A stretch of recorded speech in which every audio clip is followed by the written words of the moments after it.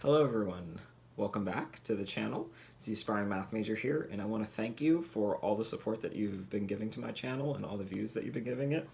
And today's topic is going to be about math anxiety, which is something that I know a lot of people have. I used to have it myself, and I've been able to overcome it, and that's why I'm a math major right now. So the first thing I really want to talk about is working on examples. That's a really important point, simply because I have a lot of cases when I'm trying to help out a friend or when people ask me questions in class sometimes, and they really don't seem like they've done too many questions, like they've worked through the material. A really important part of figuring out why you're anxious about doing something or why you're bad at doing something is finding out what you're missing. Because you can be good at it and you will be good at it. You just need to figure out where you're going wrong so you're able to attack that one problem to get better at it. The second thing you want to do is once you started getting the hitches out of doing problems and working through them, try teaching it completely to a friend.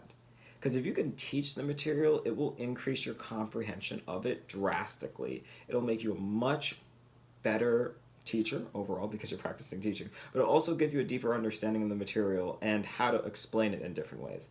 And when you do those explanations, make sure that they're not full of jargon and that they're really simple. I believe it's called the Feynman technique, and it works out great. And it's also very pragmatic simply because let's just say you try to explain this to a friend and they're struggling with it more than you.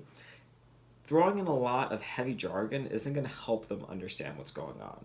What you want to try to do is bring the problem back down to earth so that you can both work through it and communicate your ideas. The third thing that you really want to do is ask for help. And I'm a bit against this at first.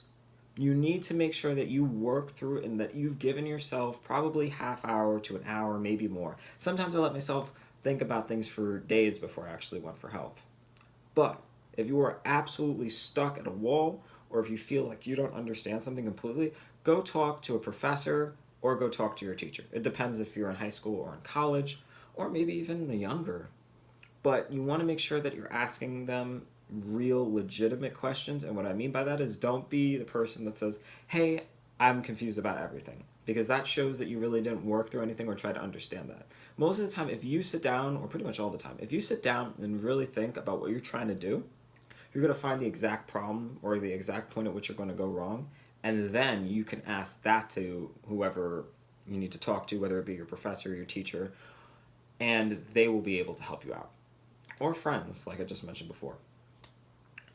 Those are probably three of the biggest things that really help along the learning process and breaking down the walls of being anxious about mathematics.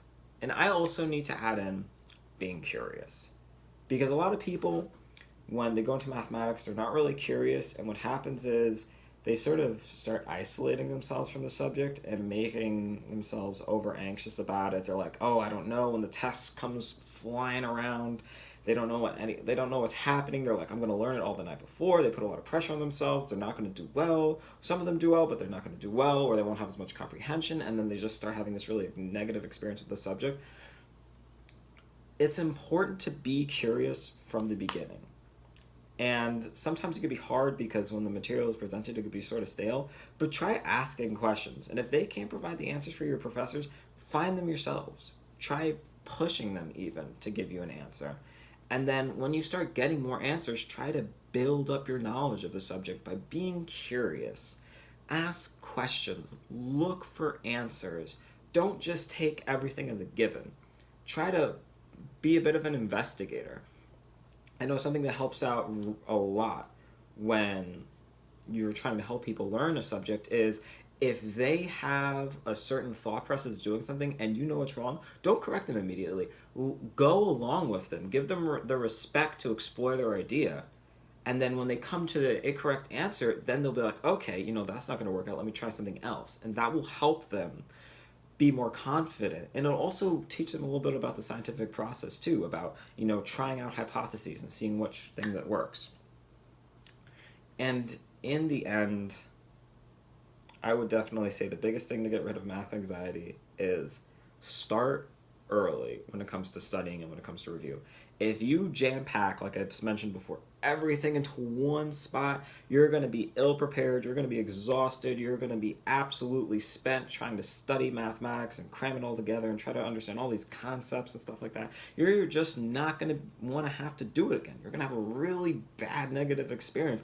And especially if you do bad on that test after cramming everything in, you're going to feel hopeless, you're going to feel lost, you're going to feel like, I can't do this. While you can, you just didn't give yourself enough time to prepare for it. Not saying that there aren't people who can do that, but let's just say you can cram everything into the night before and you do get a good grade. What's your real comprehension of that material? Like, how deeply did you understand it? Obviously, there are truly gifted people out there who can understand things, but that's not everybody. And for the most part, to get a true deep knowledge of these concepts, whatever mathematical concepts, it requires time, effort, and a lot of review and a lot of study. And it is a very gratifying process, but you got to give yourself enough time for that process. So that's about it for today. Those are the things that I've used to make myself not as anxious about mathematics. Not saying that I don't have anxious moments in myself, especially when I'm learning new material and everything's coming in. But I know that if I sit down and I really focus on it, I will understand it. It's just a matter of time and effort and, most importantly, above all, work ethic. So thank you for your support. Thank you for all your views. Thank you for watching my videos. Please subscribe. There will be more videos coming to this channel sooner down the line. Please comment if you want any math tutorials. Currently I'm taking like linear algebra. I've taken up to Calc 2. If you want any tutorial videos on that, please drop a comment down below. Thank you and have a nice day.